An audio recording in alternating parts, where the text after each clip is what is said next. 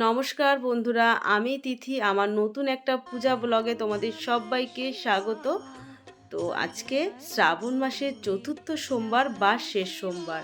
শ্রাবণ মাসের চতুর্থ সোমবারে আমি কিভাবে পুজো করি সেই সমস্ত পূজা পদ্ধতি তোমাদের সঙ্গে শেয়ার করব। তো ভিডিওটার সঙ্গে থাকো, দেখতে থাকো। আর আমি শুধু শ্রাবণ মাসের ভক্ত না, বাবার প্রতিদিনের ভক্ত। তো সকাল সকাল আমি সমস্ত কিছু গুছিয়ে নিয়েছি। এখন বাজে সকাল ৮টা। তো সকাল থেকে আমার গোছগাছ কমপ্লিট। আমি শুরুর থেকে ভিডিওটা শুরু করিনি, কারণ অনেকটাই লম্বা হয়ে যাবে, সকল বন্ধুদের দেখতে একটু অসুবিধা হবে। আমার ঘরের যে নিত্য পুজো দেয়া ঠাকুর সবাইকে আমি মালা পরিয়ে দিয়েছি, পুরো গুছিয়ে নিয়েছি আমার সিংহাসন।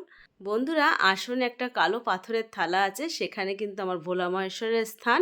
তো সেই জায়গাটা আমি পরিষ্কার করে রেখেছি, আর পাত্রের মধ্যে একটা বড় করে ওম লিখে রেখেছি। এখন আমি 5টা ফলে তিলক এঁকে দেবো, আর তারপরে নিয়ে নেব মিষ্টি।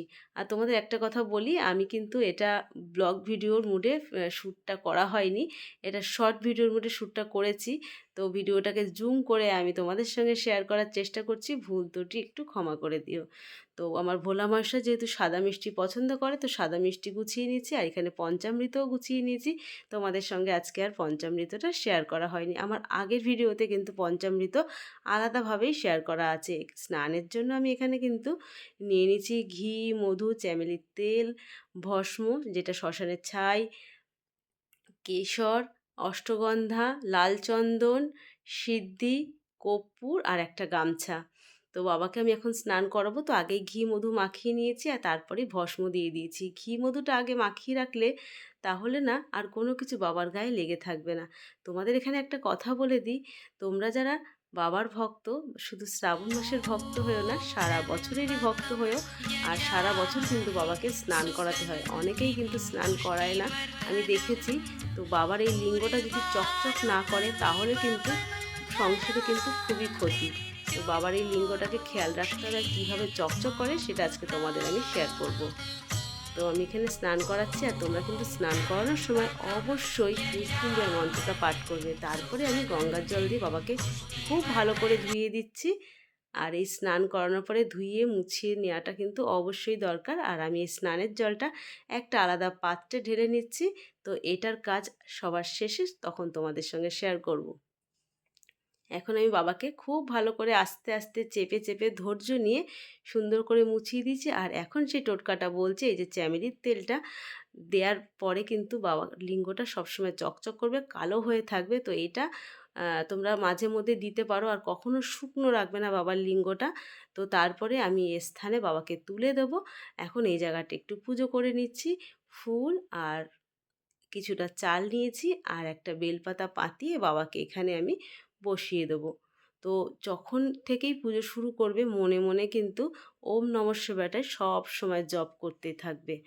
আর আজকে আমি যে পূজার ব্লগটা শেয়ার করছি, আমার কিন্তু পূজার সম্পর্কে কোনো জ্ঞান নেই, কোনো কিছুই জানি না। আমি সমস্ত কিছু আমি ভক্তি থেকে করি। আমি অনেক ছোটোবেলার থেকে পুজো পাঠ করি। তো শিব পুজোটা আমি আরও ছোটোবেলার থেকে করি। তো তারপরে আমি তিলক পরিয়ে দিয়েছি। তো দেখো তিলকটা কিন্তু খুব ভালোভাবে পড়েনি, যেহেতু বাবার লিঙ্গটা একদম তেল তেল করছে, তাই জন্য অতটাও পড়েনি টিপটা। তো আমি এখন বেলপাতা দিয়ে দিচ্ছি। আমার গাছের বেলপাতা আছে বলে বেলপাতাগুলো আমি নিখুঁত পেয়েছি। এখন আমি মা দুর্গার নাম করে স্মরণ করে আমি এখানে ফুল বেলপাতা দিয়ে দিলাম। আমি কিন্তু কোনো মন্ত্র উচ্চারণ করছি না। একটু ভুলবশত হয়ে গেলে আমার বন্ধুরা কিন্তু কমেন্ট করতে কেউ ভুলবে না। তো আমি এখানে দিয়ে দিচ্ছি এখন অখণ্ড চাল। আর এই চালটার কিন্তু অনেক গুণ আছে, তো আমি এটা আগের ব্লগে বলেছি। আর এখন দিচ্ছি আমি পঞ্চশস্য। পঞ্চশস্যর বহু গুণ, সংসারের সুখ শান্তি অশান্তি দূর করতে, অর্থবৃদ্ধি, রোগ ব্যাধি দূর করতে এক একটা শস্যের এক একটা কাজ। তারপরে আমি চরণে বাবাকে ফুল দিয়ে দিলাম।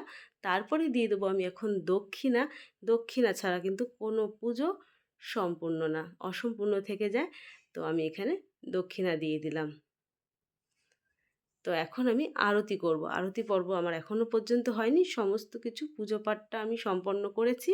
তো নিচে আমার এখানে পাজাল জ্বলছে, তো আমি ধূপটা আমি নিচেই জ্বালাই, আমার এখানে আর কোনো জায়গা নেই। চ্যামেলির তেলটার কথা বলার সময় আমার সময় খুব কম ছিল, তাই জন্য পুরো কথাটা শেষ করতে পারিনি। তো চ্যামেলির তেলটা যখন দেবে খুব ভালো করে কিন্তু মাখিয়ে নেবে। একদিন চ্যামেলির তেল দিলে বাবার গায়ে গন্ধটা খুব সুন্দর আসে, আর বেশ কিছুদিন ধরে কালো চকচকে হয়ে থাকে। তো জল ঢালার পরে আরও চকচক করে।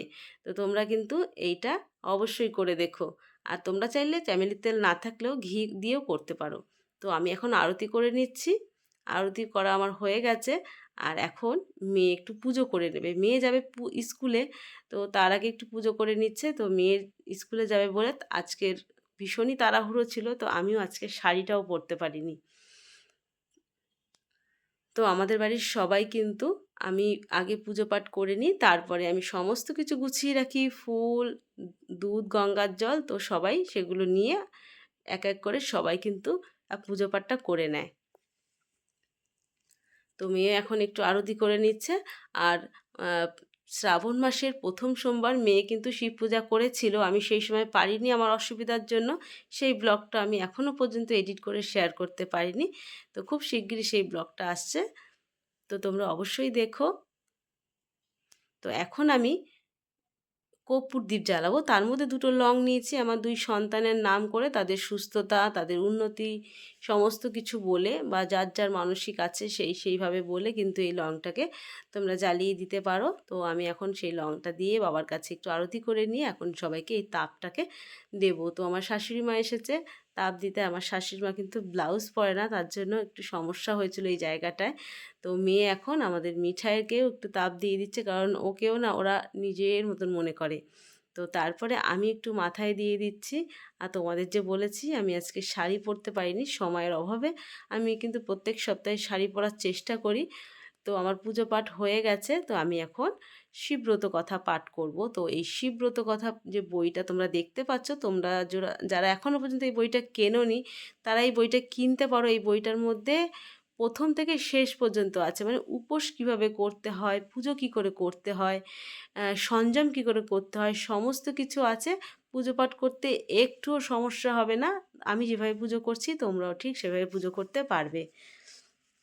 তো আমি এখন এই ব্রত কথা পাঠ করে নিচ্ছি। আমার হাতে কিন্তু একটা বেলপাতা আর একটা সাদা ফুল আছে। মা লক্ষ্মীর পাঁচালি পড়তে গেলে দূর্বা আর একটা লাল ফুল নিতে হয়, আর এই ক্ষেত্রে কিন্তু বেলপাতা আর সাদা ফুল। তো আমি এখন প্রদীপটাকে বন্ধ করে দিলাম, তারপরে আমি এখন দরজাটা দিয়ে দেবো। তো আমার পুজো পাঠ সমাপ্ত। আর তোমাদের বলেছিলাম ওই স্নানের জলটা কি করব, তো স্নানের জলটাকে নিয়ে আমি সোজা ছাদে চলে এলাম। তো এখানে আমার আকন্দ গাছ আছে আর বেল গাছ আছে। বেল গাছের গোড়ায় আমি স্নানের জলটা সবসময় ঢেলে থাকি, আর আকন্দ গাছের গোড়াও কিন্তু আমি একটু ঢেলে দিই, কারণ আমি দুটোকেই কিন্তু শিবের স্থান মনে করি। তো তোমরা দেখতে পাচ্ছ আমার বেল গাছটা কতটা বড় হয়ে গেছে। বেল গাছের পাতা কিন্তু আমার ভীষণ কাজে লাগে। অনেকেই বলে যেই বেল গাছে পুজো দেয় সেই পাতা নাকি ছিঁড়তে নেই, আমার ক্ষেত্রে আলাদা। আমি শুধু শিব স্নানের জলটাই আমি বেল গাছের গোড়ায় দিই। তো আমার বেলপাতা ছাড়া পুজো আমার একদম অসম্পূর্ণ। তো বন্ধুরা আজকের ব্লগটা এই পর্যন্ত। শ্রাবণ মাসের 4র্থ সোমবারের ব্লগটা কেমন লাগলো, যদি ভালো লেগে থাকে অবশ্যই একটা লাইক করো। সকলে ভালো থেকো, সুস্থ থেকো। ওম নমঃ শিবায়।